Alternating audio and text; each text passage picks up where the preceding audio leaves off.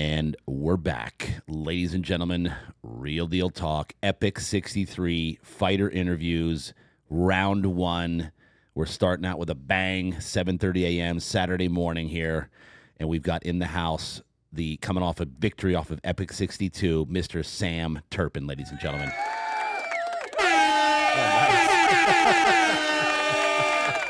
Oh, yeah.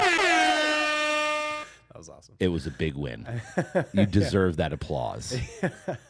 So, by the way, Epic 63 is Friday, November 21st. Get your tickets. We're exactly about 3 weeks out-ish right now. Get your tickets. It's most exciting atmosphere you're ever gonna witness in person. Speaking of exciting atmospheres, Mr. Sam Turpin, Epic 62. Let's recap. Let's start with a recap of the fight. Because you were at Epic 62. I think normally you stop your fights with either submissions or knockouts, right? Only submissions so far. Only submissions so far. This is the first. You had a unanimous decision, correct? All right, so talk to me about the fight. Break it down a little bit. When you went into the fight, how were you? Did you have a good game plan? Did it go to plan? Did you go off plan, or was this just a great fighter that matched up well with you, or both? Well, I had a last-minute replacement, I think 2 days before. We were both set to be on the card against different opponents, but both of our opponents dropped out, and then we were in the same weight class. We both said yes.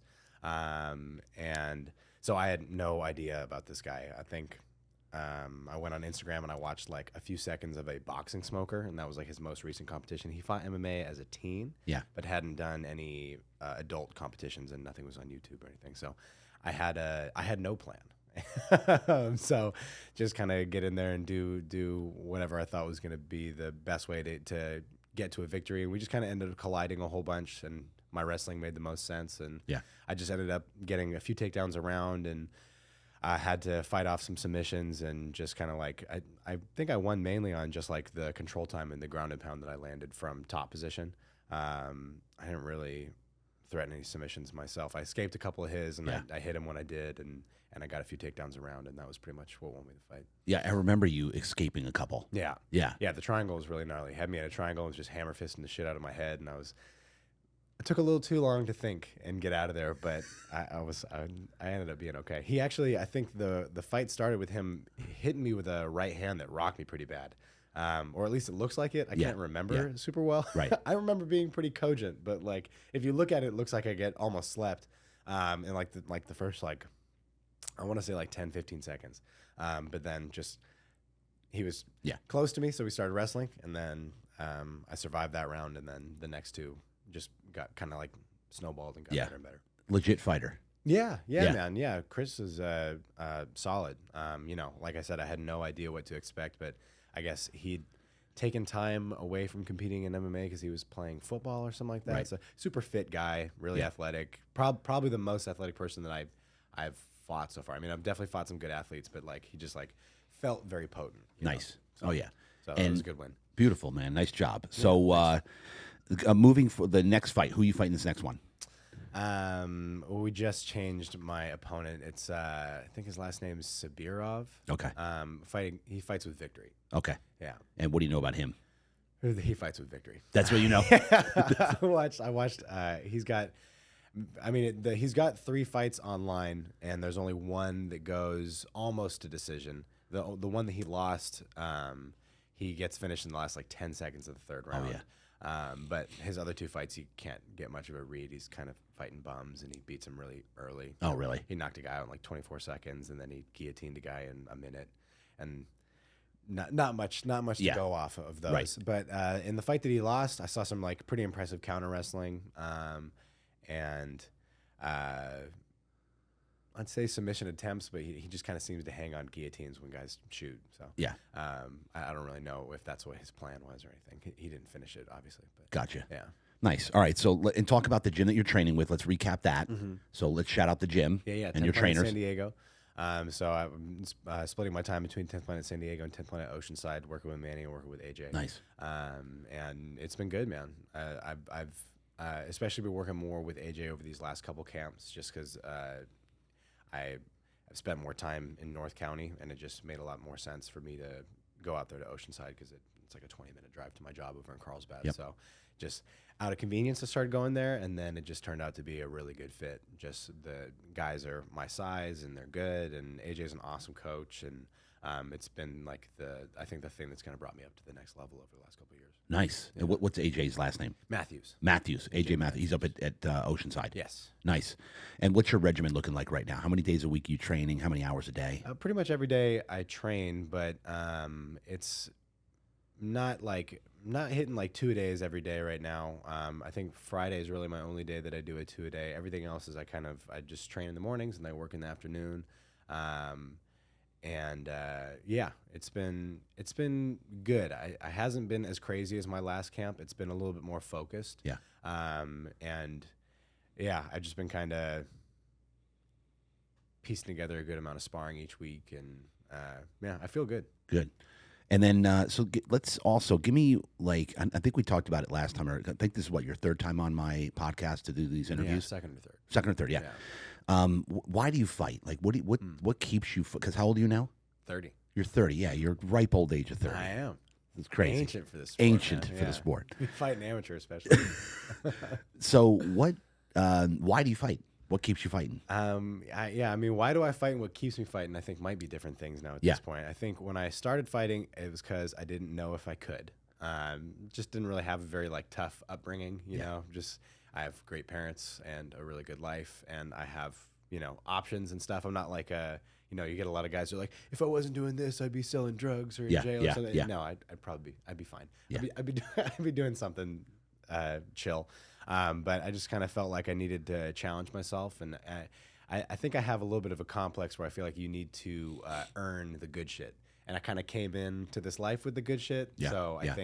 I think part of it is that I want to prove to myself that I deserve my lot in life. Yes. So this is kind of like the suffering that I chose, and it's as much as it's really hard, it's a good way to suffer. It is. I'm enjoying it a lot. So that's what got me into it. Yeah. And then the reason that I'm still doing it is I think a lot of it has to do with legitimacy. I think we talked about this a little bit last time I was on here, but I really care that my martial arts is legit. There's a lot of bullshitters out there. Right. And to me, MMA fighting is the kind of the pinnacle of legitimacy when it comes to martial arts right now. Yeah. You know, it's the least amount of rules. It's other dudes that also spend all their time training. You know, it's not like me fighting someone that only has one skill set or fighting someone that never trains. I'm fighting somebody else that is preparing for almost no rules, hand-to-hand combat. And if my shit works against them, then my shit works. Yeah. So I'm pretty much just at this point just increasing the level with which my shit works. So just the better and better my opponents are, the more I get a feel for what the level of my skill is and what the level of my martial arts is. Nice. Yeah. And then is a goal to go pro? Yeah. Yeah. Yeah, and I don't have championship aspirations or anything like that, but again, the whole thing is the level. So if I can get up there and I'm fighting dudes that are contenders and my martial arts still works and I can still compete at that level, then that's kind of the indicator that I need that I did it. You know? Exactly. And then why not? Yeah. Right, keep going. Yeah, man, I'm enjoying it, man. And my fiance is debuting on this card. Oh, really? Yeah, and we just, this is just kind of our life. We're both martial arts instructors, and we're both that's great. fighters, and this is just kind of like, this is what we do. And shout her out. What's her? Margaret Izatov. Margaret Izatov. Izatov. Yeah. So promote her a little bit. What are we going to see when we see her? She's debuting. She's a third degree Shotokan karate black belt. She's been doing jiu-jitsu and MMA training with us at 10th Planet San Diego for a little over 3 years now. Wow. Probably closer to 4, actually. And she's a beast. Yeah. Absolute beast. Yeah. Is she coming on the interviews today?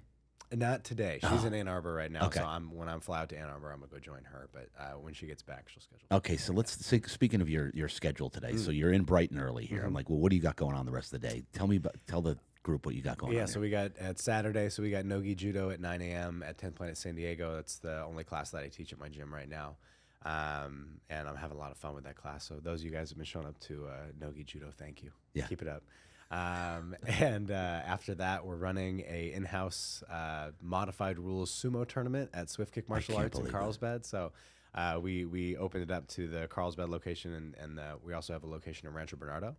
And we're going to be doing just like a sumo competition with our kids as little as 3 all the way up to our adults. I think most of our adults are young adults. Unfortunately, I don't think we really like. Yeah. It's not that big of an age range. Yeah. But yeah, it's we opened it up to all levels, all students, and it's going to be just a fun little time. We've been doing a little bit of sumo in our training sessions, and now everybody gets to show off their shit. So what made you get into this sumo stuff? Like, this is a thing? Yeah, sumo's sick, man. Come on. You don't know about that in San Diego? No. Oh, dude, like most of our international sumo competitors come from San Diego. What? We have like, as far as the United States goes, San Diego is the hotbed for sumo. Yeah.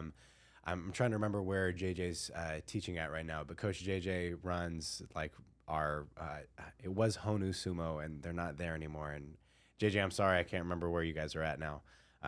They moved to a new location, but he runs a sumo program, and we have like I don't know if our heavyweight lives here, but I know like Ashley Smallwood competes for them, and she's a friend of ours, and she kind of got me more excited about sumo, and we started doing it at the place that I teach at, and the kids love it. They love it. Sumo's so sick. It's so fun, man. Yeah. I'm looking this up when we're done with this. Yeah, I had no idea. It's dope. Yeah, check them out. Yeah.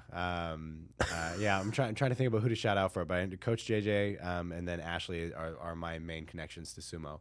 And then if we're looking this up, where do we look this up? What's the name of the gym that does it? I can't remember what it is, man. You can look up Ashley Smallwood, and you can find all that stuff there. Okay. So it's SD Soul Snatcher at Instagram. Yeah. So at SD Soul Snatcher, and she just won bronze in the open weight class in international sumo. Yeah. They were in Thailand. And she like beat a heavyweight to get bronze. And, wow. And so, but yeah, you got to check that highlight out. It's fucking sick, man. She finishes her with a little single leg down. Come on. It's super cool. And then the gym that's doing it, give me the. I can't remember. It was Honu Sumo. Okay. And I don't. Where are you doing it I don't today? think it is. Well, we're just doing it at our okay. gym in Carlsbad. So it's Swift Kick Martial Arts. Swift That's where we're Kick doing our Martial Arts. tournament. So if they look up that, you'll see the sumo thing there. Well, you'll see our little in-house one. Gotcha. Okay. Got it. Just follow Ashley if you guys want to see the U.S. team sumo stuff. I love this. She'll link you all that stuff. Yeah, I had no idea. All right, my man. Yeah. So give me you shouted out your trainers, right? Mm-hmm. You shouted out wifey, right? Give me a prediction for the fight. Do you have any predictions? What's your attitude going into it? What's the game plan? Game plan is striking. Yep. So, I've displayed a lot of wrestling in all my MMA fights so far. So the people know I can wrestle. The people know I can grapple. Yes. So we're going to show off a little striking this time. Ooh. And I'll probably mix in some grappling. We're going to have 3 threes. So it's the most time I've spent in there so far. Yep. So I'm gonna use it up, man. You see me dance around, strike a little bit. Maybe I'll sneak in a little bit of grappling every now and then. Maybe I'll look for a finish that way. But expect to see my hands and my feet. Okay. Yeah. Great. Ladies and gentlemen, Sam Turpin, Real Deal Talk, Epic Fighting, Epic 63 interviews, round 1. We got Epic 63 coming up on Friday, November 21st. Get your tickets. It is the most electric, incredible atmosphere ever, and you're going to see my man Sam Turpin here take it to the mat again, going for another victory. Let's go. That's a wrap. Come on. Yeah.